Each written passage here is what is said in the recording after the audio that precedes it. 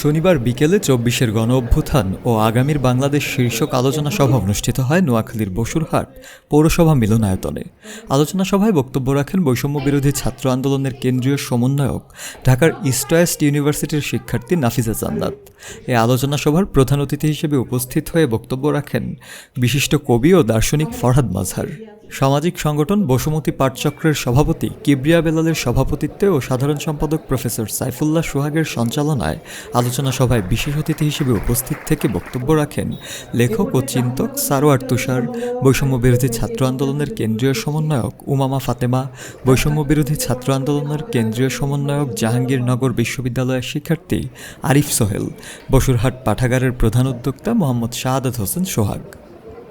সে সামাজিক, সে ভালো কথা শুনতে চায়, সে ভালো কাজ করতে চায়, এটা তার ফিতরাতের মধ্যে। সে সামাজিক, কথা খেয়াল করে, সে সামাজিক, সে সমাজ চায়, সে সমাজে বাস করতে চায়, তার ফিতরা, তার সবার মধ্যে আলাদা। যত প্রাইভেট